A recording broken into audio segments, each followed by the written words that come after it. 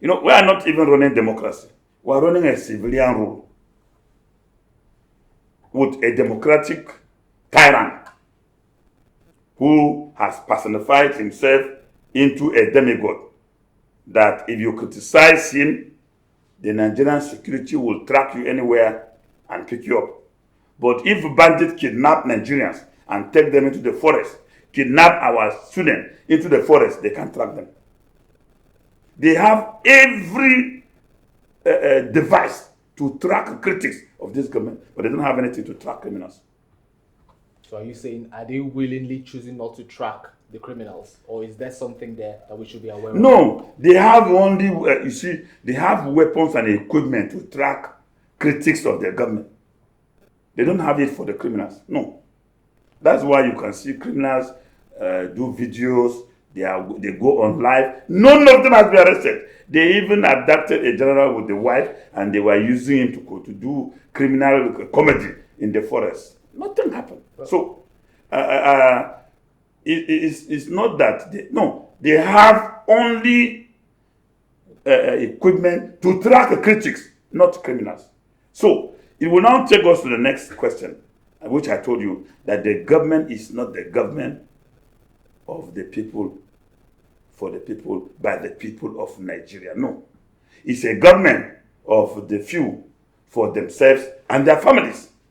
So are you saying that this is more of an individualistic government? And taking us back to the conversation on insecurity, that you mentioned that the government is unable to track people. There's been a video making rounds about from Katsina State, where we have bandits alleged. The police have come out and pointed that was not bandits. What are your views on that clarification? I wish the police did not even embark on that. Silence would have been too golden for the Nigerian police. I'm one of the advocates of proper funding of the police. But the police have not been able to help themselves. It's shameful for the police to come out and make such statement. There was somebody in the background of the video warning the other policeman to withdraw, that these people coming are bandits. And the police surrendered to the superiority of bandits and gave them salute. If they argue that they were vigilantes, who is more superior? Does police complement vigilantes?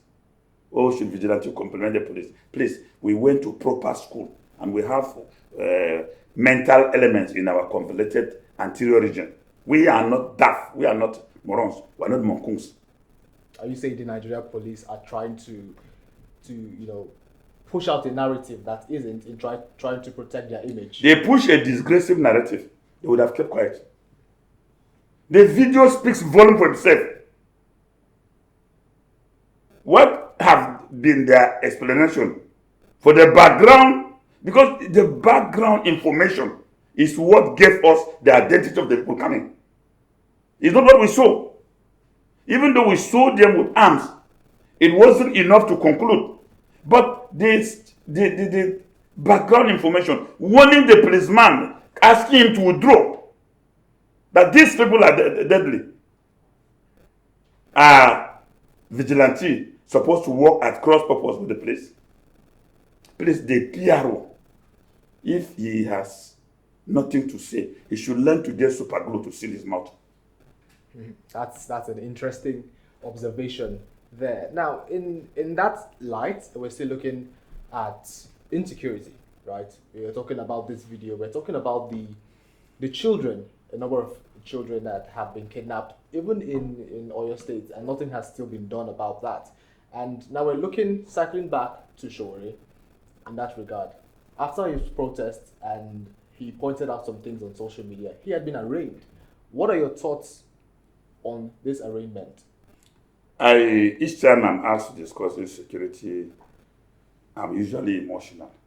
When I look at how our children are being maltreated, humiliated by bandits in the forest, and that they are helpless and we are helpless. It's about 40-something days now. The Oyo students are in the forest. If those were the critics of government, they would have picked them all. If those bandits were critics of Tinubu's government, they would have been picked up. Because the DSS, they have every equipment. They have even a department called NCC now that is professionalized in drafting cybercrime charges. But they don't have the equipment to go after these people. So the question is, whose government is Nigerian people? Nigerian government protects the criminals more than Nigerian citizens. And that is why children, our children, helplessly are crying. Their teacher was beheaded. That man died in dignity. He was so confident to face death with his name and his profession as a teacher. And he even mentioned the village he came from before they beheaded him. That was a great man. He faced death with dignity and courage. A teacher. So this insecurity thing is something that government cannot continue to push this narrative. All we want to see is this zeal that they have in tracking down critics. Like the Shore case, if you see how zealous the DSS were in moving towards arresting Shore, you will be shocked. They don't have that zeal to deal with criminals. Don't. So, whose government is it? Whose security are they?